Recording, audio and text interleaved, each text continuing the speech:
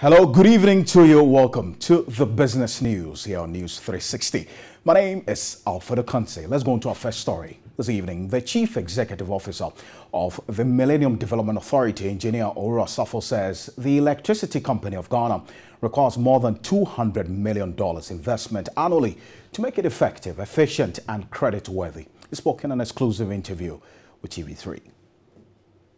Engineer Ora Safo said sourcing private investment for the electricity company of Ghana is crucial for efficient operations. Right now, the needs are in the region of, it's estimated around $200 million annually. We need something in that region to invest in ECG, to make ECG a more robust organization. And so bringing in a private sector participant will bring in this investment. They will also bring in additional technology, they will bring in expertise, and they will help to make what we call a ECG a credit-worthy or credible off-taker of power.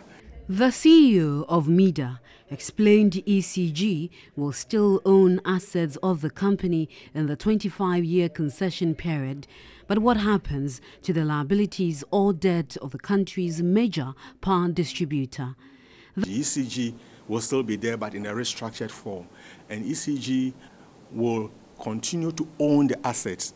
The decision is that any liabilities that ECG has will continue to be held by ECG. So the decision is not to pass on the liabilities to NewCo, but if any monies have been used in power development, then they will be recovered from NewCo through the lease payments. The Millennium Compact 2 agreement will come into force June this year. We have what we call the program funding, the ones which go directly into projects, and we have what we call implementation fund. That's the funds that go into day-to-day implementation of the projects. And so he explained that under the program fund, we have two sources. We have tranche 1, which is around 279 million, and we have tranche 2, which is 190 million. So those are the two tranches, and these monies will go directly into the projects as soon as the compact enters into force. ECG, with a staff strength of more than 6,000, is one of the largest power distribution utilities in sub-Saharan Africa, with over 3 million registered customers and over 6,000 gigawatt hours of electricity sold annually. Its service covers approximately 36% of the country's territory for 18.12 million people, representing 73.5%, of which 57.6% are in the urban areas. Now, the board of Ecobank Transnational Incorporated has proposed a dividend payment of 2 cents to its shareholders. Now, the bank's net profit went down 65% from 1.5 billion cedis in 2014 to 405 million cedis last year. Ecobank Transnational Incorporated earlier in March issued a profit warning for its 2015 audited year-end. The bank said it expects to report lower profits for last year. As expected, its full-year financial results indicate it obtained a revenue growth of 19% and a 65% decline in net profit. Its total assets increased by 15% from 77.5 billion cedis to 89.3 billion cedis last year. ETA has also declared a dividend of 0.2 cents, and I think this will be welcome news for shareholders. The company for some time now has not paid dividends, and I think that shareholders will be happy that they have finally declared dividends after a while. What shareholders may be asking for is an increment in the dividends going forward, seeing that they have not enjoyed anything of the sort from the company in the last 2 to 3 years. UT Bank also intends to seek approval to raise a minimum of 200 million cedis in additional capital at its next annual general meeting. They are looking at raising funds so they can bring some turnaround, maybe get new equipment or bring some turnaround that can bring the company back into good profits. Some cashew farmers at German South want government to institute a body to regulate the pricing of cashew nuts in the country.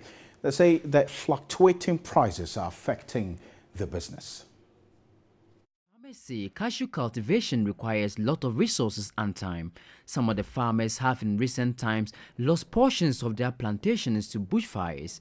They feel the price at which individuals and companies pay for a kilo of cashew nut is not worth it. Cashew, I know, is not a traditional crop like cocoa that we know for so many years. So we want the government to come in and maybe buy the cashew as they buy cocoa. If the government can set up a board, like cocoa board, to do the purchasing and the processing of cashew nuts, I think it will help us. They want government to give them incentives to help boost their yields. Cashew na yadono idruba bi ebe hiya so bedum. Cashew cultivation demands certain agrochemicals. I believe we can harvest more nuts if the government should support us with these chemicals. The farmers added the recent ban by the Trade and Industry Minister, which was later reverted, has also affected the pricing of cashew beans. The price dropped to 4 cedis per kilo as soon as the minister announced the ban. This could compel people to smuggle cashew nuts to Cote d'Ivoire if they would get better prices there. Okay, so let's find out the strength of the currency, how the currency is doing now on the interbank market. And this is trading between commercial banks across the country.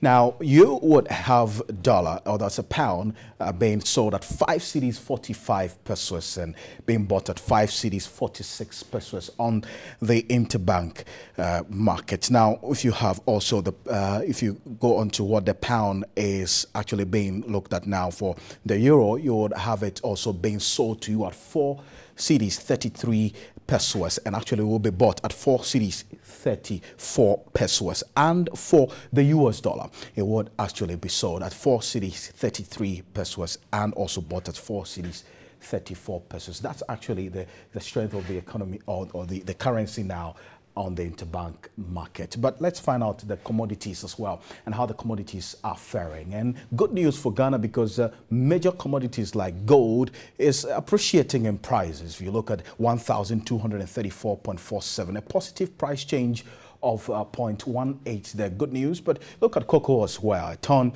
going for $3,041 and a price change of $54 there. Good news as well. If you look at for coffee as well, 125.95 and a price change of $1.10 there, going also to the advantage of coffee growers. And for cotton, 62.20 is what you're having there, price change of 2.18. And for crude oil, a barrel, 43.03. And this is where we're watching because if you recall, sometime over the weekend, it was hovering around $44, but it's been dropping over the period so far. And this is as a result of the producing nations not being able to reach an output freeze agreement in Doha. Now, Kuwait was seeking that the strike by the workers there would at least restore crude oil productions as thousands of oil workers stayed off the job for a second day in strike that slashed the OPEC fourth largest country output by about 60% to 1.1 million barrels a day. That is what's affected the drop in the price of crude oil on the world market. We will be watching how the strike by workers in Kuwait will affect the price of crude oil on the world market subsequently. But that's it for the business news.